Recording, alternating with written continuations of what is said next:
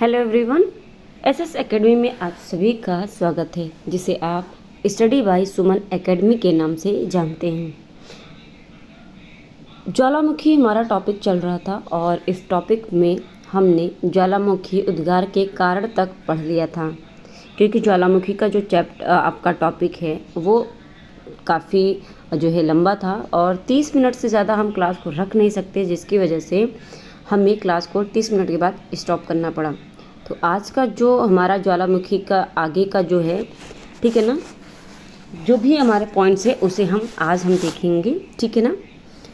इसके पहले जितनी भी क्लासेस हुई हैं, अगर आपने नहीं देखी हैं तो प्लेलिस्ट की जो लिंक है आपको इसी वीडियो के डिस्क्रिप्शन में मिल जाएगी। और इस क्लास की जो पीडीएफ है ना, ये पीडीएफ आपको टेलीग्राम पर मिल जाएगा। तो टेलीग्राम पर कैसे ज्वाइन करेंगे, आप इसी वीडियो के डिस्क्रिप्शन में जाएंगे, वहाँ पे आपको लिंक मिलेगा टेलीग्राम का, और जाकर आप ज्वाइन कर लेंगे टेलीग्राम को। ज्वाइन करने के बाद आप वहाँ से पीडीएफ को प्राप्त कर सकते हैं, ठीक है ना। तो मैं ये पीडीएफ ना आपको वहाँ पे प्रोवाइड कर दूँगी, आप वहाँ से ले लीजिएगा, ठीक है ना। तो आज की क्लास को हम स्टार्ट करते हैं बिना देरी किए, ठीक है ना। ज्वालामुखी के आगे कारण के बाद हमारा आता है पॉइंट ज्वालामुखी का विश्व वितरण, ठीक है ना। विश्व में ज्वालामुखी असमान वितरण पाया जाता है। विश्व में ज्वालामुखी का असमान वितरण पाया जाता है। आपका क्या है, ज्वालामुखी में यानी विश्व में ज्वालामुखी का असमान वितरण पाया जाता है, यानी जो ज्वालामुखी है वो असमान रूप से पाए जाते हैं। ऑस्ट्रेलिया महाद्वीप में एक भी ज्वालामुखी नहीं पाया जाता।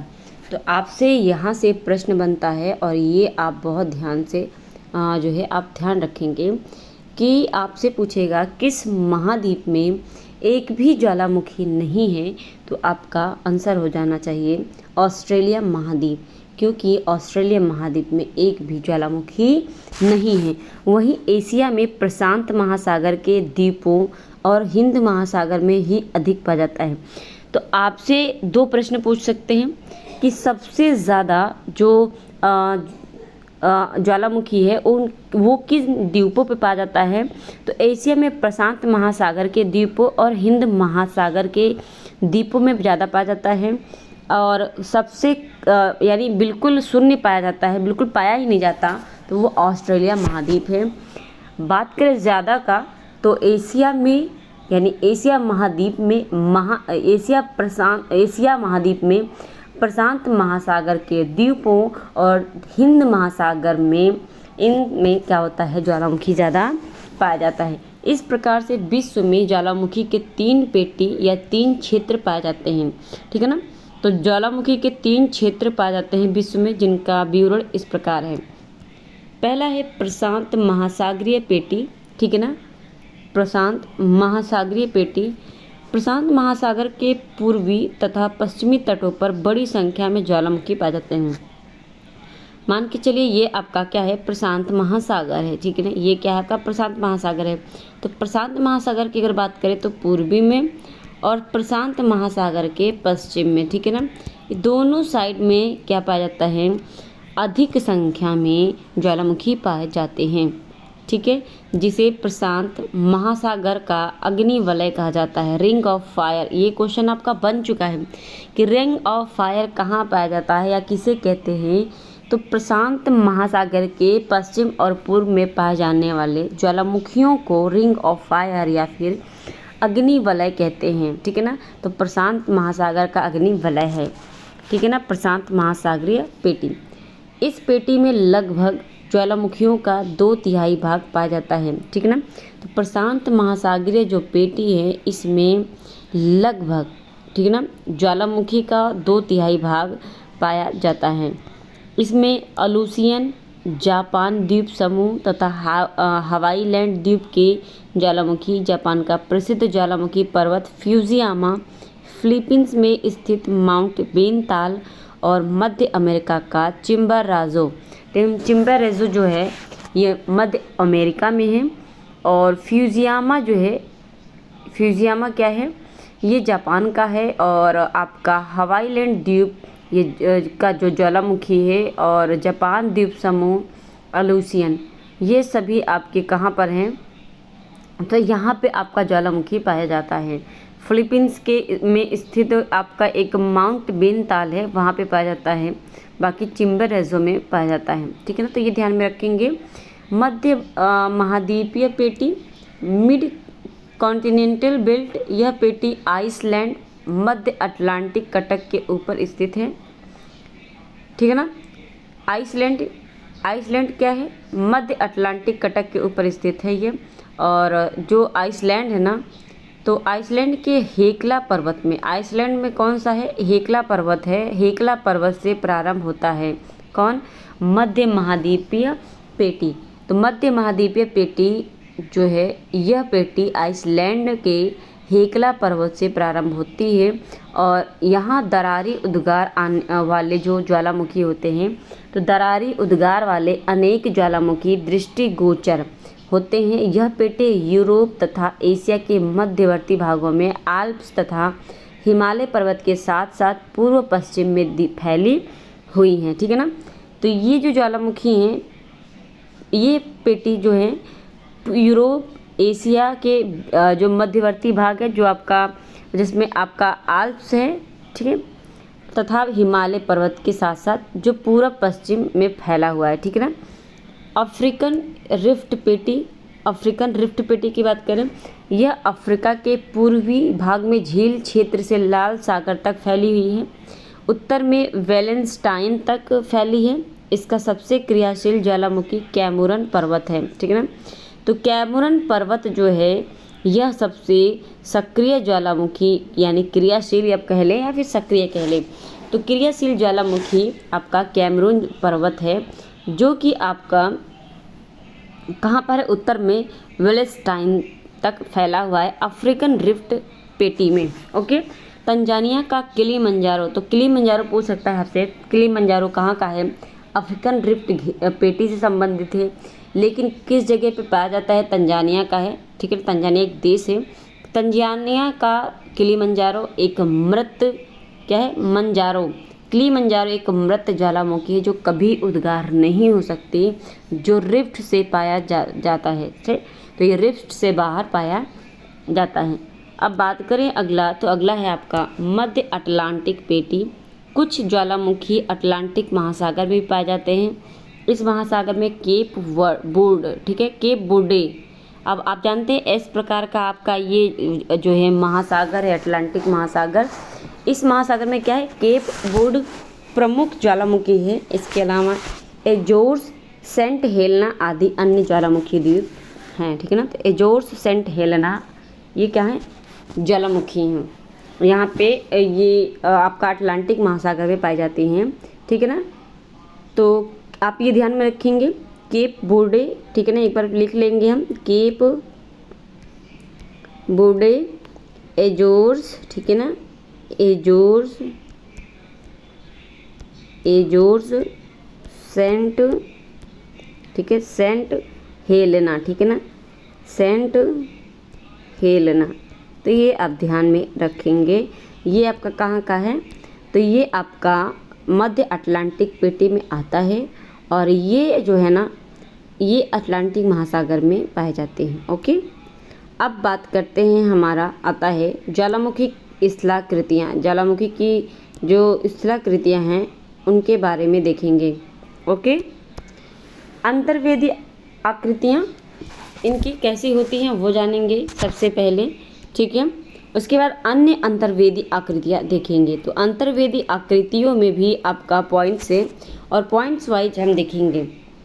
अंतर्वेदी आकृतियाँ ये ज्वालामुखी की आकृति हैं जब लावा भूपटल के भीतर ही ठंडा हो जाता है, तो कई आकृतियाँ बनती हैं। जैसे ये आकृतियाँ अंतर्वेदी आकृतियाँ कहलाती हैं।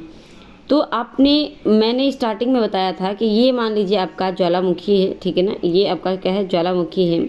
जब ज्वालामुखी अंदर से, जब मैग्मा, ये क्या है? अंदर जब तरल पदार्थ है, ये क्या है? आपका तरल पदार्थ, ये मैग्मा है, ठीक है ना। ये तरल पदार्थ में है तब तक मैग्मा है।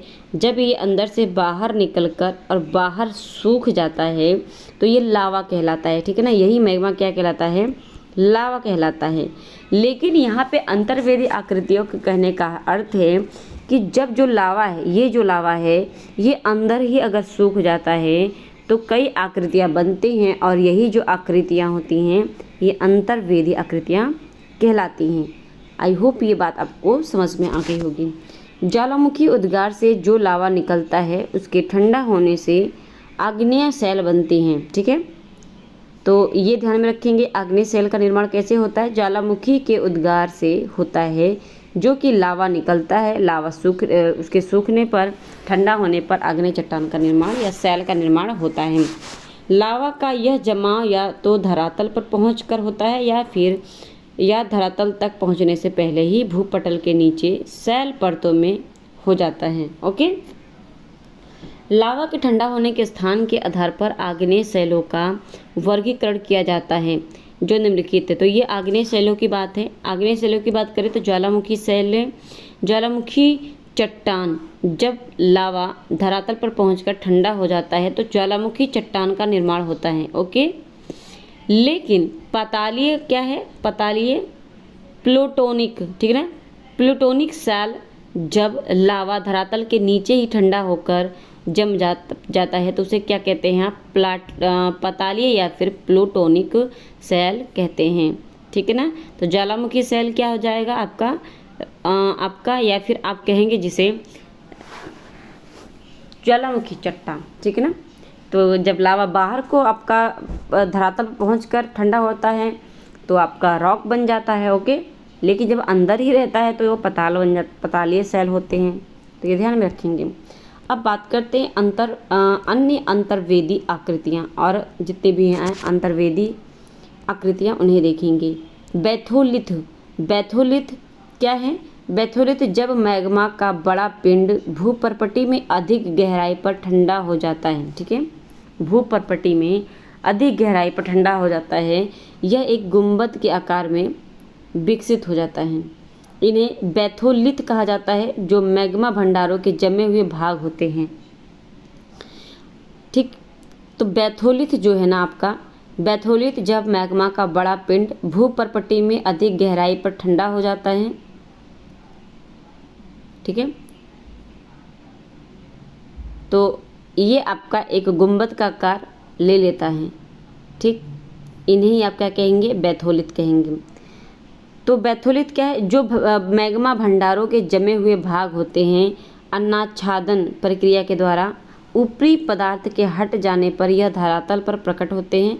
ये विशाल क्षेत्र में फैले होते हैं और कभी कभी इनकी गहराई भी कई किलोमीटर तक होती है। यह ग्रेनाइट के पिंड बने होते हैं, ठीक है। लैकोलिथ क्या है, लैकोलिथ क्या होता है आपका, तो ये गुंबद नुमा विशाल अंतर्वेदी चट्टानें होती हैं, अंतर्वेदी चट्टानें होती हैं, ये गुंबद नुमा होती हैं, ठीक है। लैकोलिथ जिनका तल समतल व एक पाइप रूपी वाहक नली से नीचे जुड़ा होता है। तो इनका जो तल होता है ना, या समतल कहते, तल समतल जो होता है एक पाइप रूपी वाहक नली से नीचे जुड़ा होता है, लैकोलिथ का जो गुंबद नुमा आकार है। ओके, इसकी आकृति धरातल पर पाए जाने वाले मिश्रित ज्वालामुखी के गुंबद से मिलती है, ठीक है। तो कल की क्लास अगर देखें तो कल की क्लास में हमने मिश्रित ज्वालामुखी पढ़ा था, ठीक है ना। तो उसके गुंबद के जैसा ये देखने को मिलता है आपका लैकोलिथ आपका, ठीक है ना। इसकी आकृति अंतर केवल यह है कि लैकोलिथ गहराई में पाया जाता है, ठीक है ना। तो ये ध्यान में रखेंगे, लैकोलिथ कहाँ पे पाया जाता है, गहराई में पाया जाता है, ये आपका इम्पोर्टेंट है। अब बात करें हम तो आपका आता है अगला,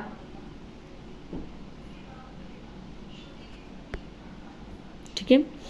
कर्नाटक के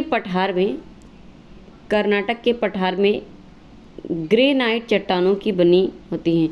तो जो कर्नाटक के पठार है ना, वो कैसे बने होते हैं, ग्रेनाइट चट्टानों की बनी होती हैं, ठीक है। तो कर्नाटक के पठार में ग्रेनाइट चट्टानों की बनी ऐसी ही गुंबदन नुमा पहाड़ियाँ देखने को मिलती हैं। इनमें से अधिकतर अब अपवित्र एक्सफोलिएटेड हो चुकी हैं, ओके, वह धरातल पर देखी जा सकती हैं। यह लैकोलिथ तथा बैथोलिथ के अच्छे उदाहरण हैं। तो लैकोलिथ और बैथोलिथ दोनों के ही अच्छे उदाहरण हैं, जो कर्नाटक के पठार में ग्रेनाइट चट्टानों की बनी होती हैं। लैकोलिथ और फैकोलिथ व सील, ये तीनों ही आप देखेंगे साथ में। धरातल के नीचे जब लावा का जमाव तस्तरी, ठीक है ना, के रूप में हो जाता है, सोसर के रूप में हो जाता है, तो यह लैपोलिथ कहलाता है। तो लैपोलिथ है वो लैकोलिथ था। लैपोलिथ, फैकोलिथ और सील, जब धरातल के नीचे ही लावा का जमाव तस्तरी के रूप में हो जाता है तो ये लैपोलिथ हो जाता है। लेकिन फैकोलिथ क्या होता है? फैकोलिथ परतदार चट्टानों की एक निश्चित वाहक नली होती है जिसमें मैग्मा का भंडार जुड़ा होता है। जमाव की मोटाई के आधार पर इन्हें विभाजित किया जाता है। कम मोटाई वाले जमाव को सीट कहा जाता है तथा घने मोटाई वाले जमाव को सील कहा जाता है, ठीक है ना। तो ये ध्यान में रखेंगे आप, सील और सीट क्या होता है। जब इन्हीं का फैकोलिथ है, जब इन्हीं का जो है कम मोटाई होता है तो ये सीट कहलाते हैं, ओके, सीट कहलाते हैं। लेकिन ये जब घने मोटाई होती है इनकी तो ये क्या कहलाते हैं? आपका सील कहता है, ठीक है। अब आपका आता है डाइक। डाइक क्या है? जब धरातल के नीचे लावा का जमाव लंबवत रूप से होता है, ठीक है ना, तो जो एक दीवार की भांति संरचना बनाती है, ऐसी आकृति को डाइक कहा जाता है।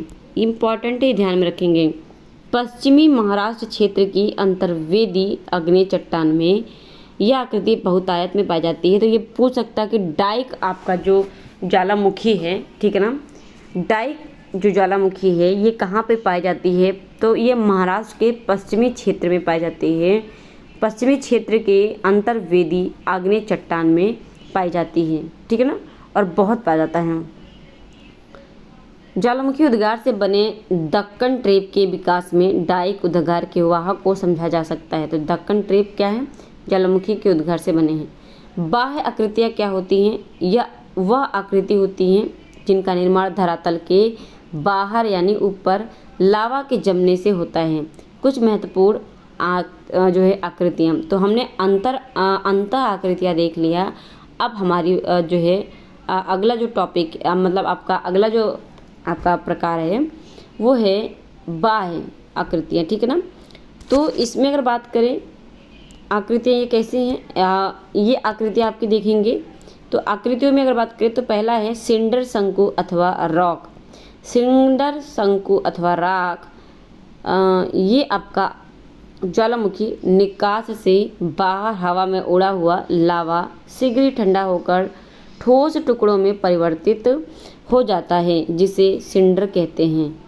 विस्फोटीय ज्वालामुखी द्वारा जमा, ठीक है, विस्फोटीय ज्वालामुखी द्वारा जमा की गई राख अथवा अंगारों से बनने वाली शंक्वाकार आकृति को सिंडर शंकु कहते हैं। तो जब विस्फोट होता है ज्वालामुखी, उससे जमा की गई जो राख होती हैं, अंगारे होते हैं, उनसे बनी एक शंक्वाकार की आकृति होती है, ठीक है ना। क्या होती है? शंक्वाकार की आकृति होती है, उसी को आप क्या कहते हैं? ज्वालामुखी यानी सिंडर शंकु कहते हैं। क्या कहते हैं? सिंडर शंकु कहते हैं। ये चीज़ आपका होता है, ओके।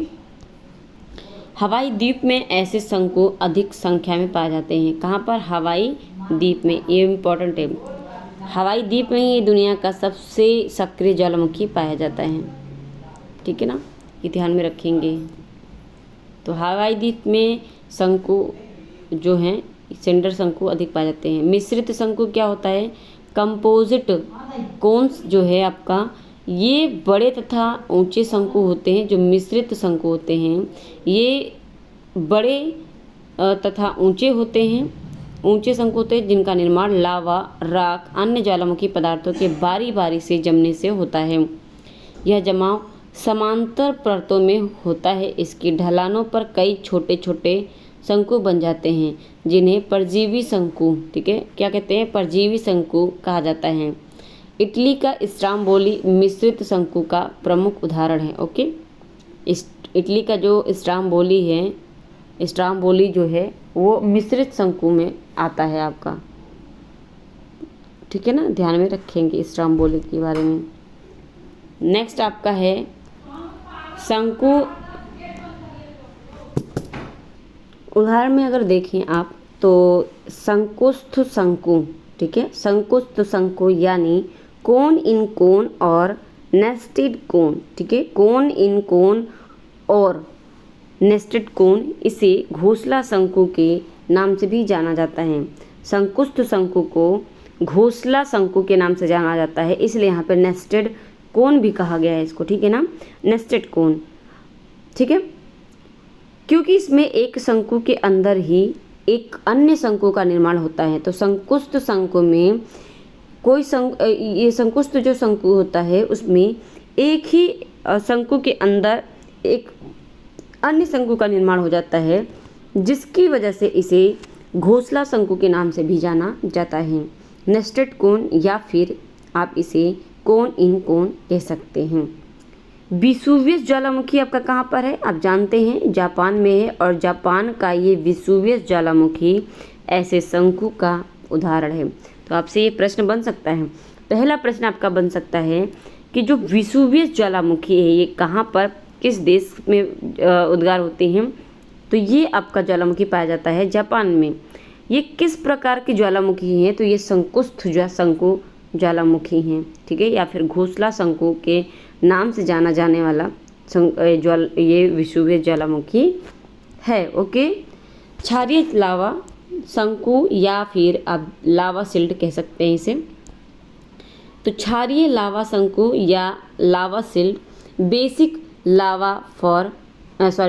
लावा और लावा सिल्ड, ओके, यह दूर दूर तक फैला होता है। जो क्षारीय लावा शंकु होता है या जिसे आप लावा सिल्ड कह रहे हैं, तो ये दूर दूर तक फैला होता है और यह कम ऊंचाई तथा मंद ढाल वाला शंकु होता है। तो जब दूर दूर तक फैला है तो ऊंचाई कम होगी और ढाल भी कम होगा।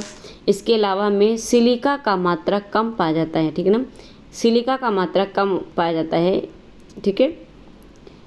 इस जो है बात करें तथा यह अम्ल जो है अम्ल लावा की अपेक्षा अधिक तरल और पतला होता है। तो जो अम्ल है ना, अम्ल लावा के जो अकॉर्डिंग है बताएं तो अम्ल लावा के अकॉर्डिंग अगर देखा जाए तो ये उसकी अपेक्षा उसके अकॉर्डिंग अधिक तरल होता है और पतला होता है, ठीक है ना। जो क्षारीय लावा शंकु या लावा सिल्ड जो है ये अधिक तरल और पतला होता है, किसके अकॉर्डिंग? अम्ल लावा की अपेक्षा, जिससे इसका आधार फैला होता है। हवाई द्वीप का जो मोनालोआ शंकु है, मोनालोआ आपने सुना होगा, मोनालोआ शंकु जो है हवाई द्वीप में पाया जाता है और इसका प्रमुख उदाहरण है, ठीक है ना, हवाई द्वीप में। ये आप ध्यान में रखेंगे। ओके, बात करें हम अपने अगले पॉइंट की, अम्ल लावा शंकु अथवा गुंबद, एसिडिक लावा कोन्स। अम्ल लावा शंकु अथवा गुंबद, एसिडिक लावा कोन्स, यह अम्लीय लावा से निर्मित शंकु होता है। जो अम्ल लावा शंकु है इसमें सिलिका की मात्रा अधिक होती है। सिलिका की मात्रा किसमें कम थी? तो आपका वो था क्षारीय लावा शंकु। क्षारीय लावा शंकु में सिलिका की मात्रा कम होगी और अम्ल लावा शंकु में यानी जो एसिडिक है उसमें ज़्यादा होगी, ठीक है ना। तो आप जानते हैं जो एसिड होता है वो तो उसका जो बेस है वो तो अधिक होता ही है, ठीक ना। तो सिलिका की मात्रा अधिक होती है। ओके, यह काफ़ी गाढ़ा तथा चिपचिपा होता है। और आपका जो क्षारीय लावा शंकु था वो क्या था? पतला था, ठीक है ना, क्या था? पतला था और आपका तरल था। लेकिन ये जो अम्ल लावा शंकु है ये गाढ़ा और चिपचिपा होता है। यह लावा ज्वालामुखी से निकलने के बाद तुरंत ही मुख के पास जम जाते हैं, तुरंत मुख के पास जम जाते हैं, जिससे तीव्र ढाल वाले गुंबद का निर्माण होता है, ठीक है ना। तीव्र ढाल वाले, जैसे आप तीव्र ढाल वाला पठार कौन सा है? पामीर का पठार, ठीक है ना, पामीर का है पक्का, या मैं भूल गए। अच्छा ठीक है, तो ये आपका क्या है? तीव्र ढाल वाला है। जिससे कि आपका बात करें इसमें अगर बात करें तो इटली का स्ट्राम्बोली इसका प्रमुख उदाहरण है। ये ज्वालामुखी है इटली का, ठीक है ना। अब बात करते हैं यहाँ पे लावा पठार। लावा पठार वाला अगर बात करें, देखिए जो मैंने तीर व ढाल वाला जो पठार का बात किया, तो वो मैं आपको जो है नेक्स्ट जब वीडियो बनाऊंगी अपना क्लास का, तो मैं उसमें आपको बता दूंगी कंफर्म होके, ठीक है ना। अभी कुछ कहना ठीक नहीं है। तो लावा पठार की अगर बात करें तो लावा प्लेट्यू जो होता है, लावा प्लेट्यू ज्वालामुखी विस्फोट से लावा का के जमाव से विस्तृत पठारों का निर्माण होता है। संयुक्त राज्य अमेरिका का कोलंबिया का पठार, भारत का दक्कन का पठार इसके प्रमुख उदाहरण हैं।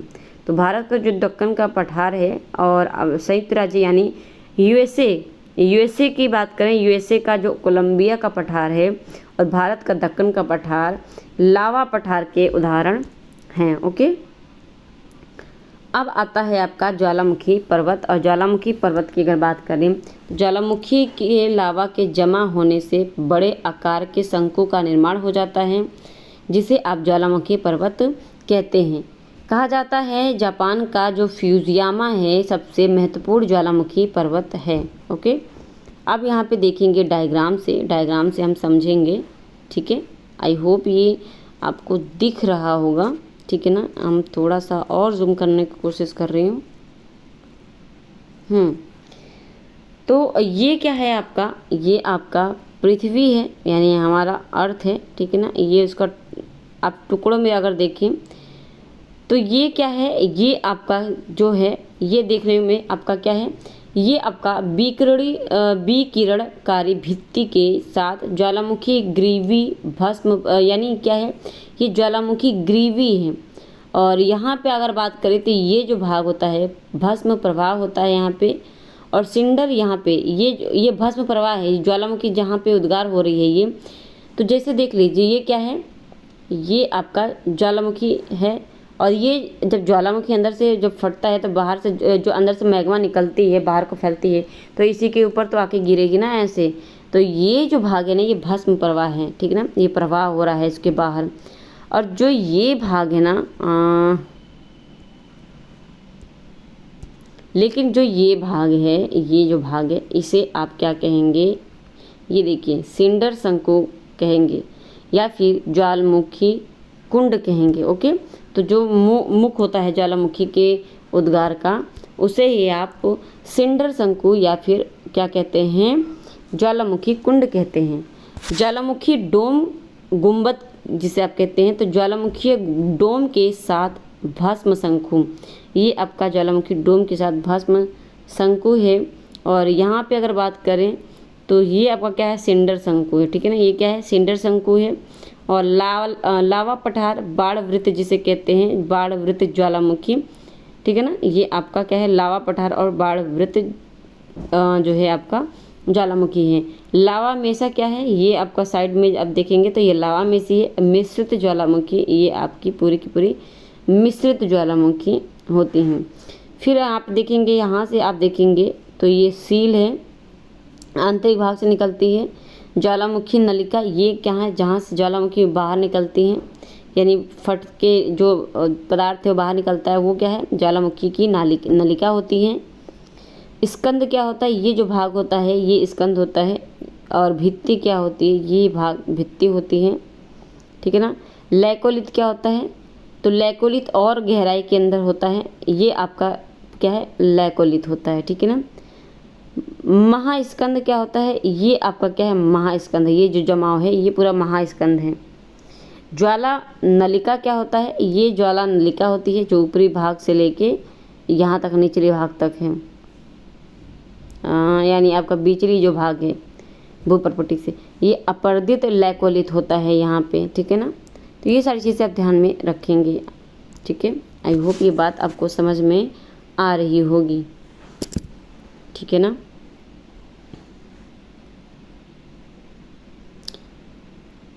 अब बात करते हैं हम सैल चट्टान की, ठीक है, सैल चट्टान की। और सैल चट्टान के बारे में बता दूं, सैल जो चट्टान है, मैं एक बार देख लेती हूँ कितना बचा है हमारा, ठीक है।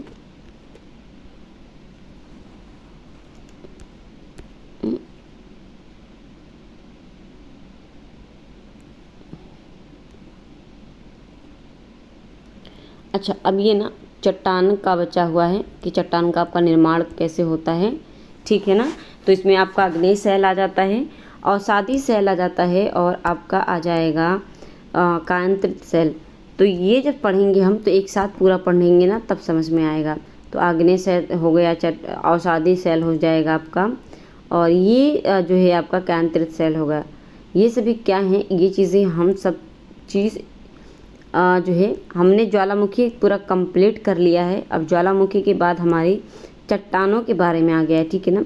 ज्वालामुखी के बाद हमारी चट्टानों के बारे में आ गया है। अब चट्टानों के बारे में हम कल पढ़ेंगे, ठीक है ना। आज हमारा ज्वालामुखी ख़त्म हुआ। तो इसकी जो PDF है इसी वीडियो के डिस्क्रिप्शन में आपको लिंक मिल जाएगी टेलीग्राम की, आप वहाँ से ज्वाइन करके प्राप्त कर सकते हैं। बाकी जिन्होंने अभी तक चैनल को सब्सक्राइब नहीं किया है तो प्लीज़ सब्सक्राइब ज़रूर कर लीजिएगा, बेल आइकन प्रेस कर लीजिए। और आपको ज़रा भी क्लास आपको पसंद आ रही है, ठीक है ना, आपको लगता है कि मेहनत हो रही है आपके लिए, तो प्लीज़ एक लाइक और शेयर कमेंट ज़रूर कर दीजिएगा, ताकि हमें पता चले कि आपको पसंद आ रही है कि नहीं आ रही, या मैं बस एमएच करवाती चली जा रही हूँ पागलों की तरह, ठीक है ना। तो ये चीज़ें आप थोड़ा सा आप हमें फीडबैक देंगे तो समझ में आएगा कि क्लास को कितनी रखनी है कितनी नहीं रखनी है, ठीक है ना। चलिए मिलते हैं हम अपने नेक्स्ट क्लास में। आज के लिए इतना ही, धन्यवाद।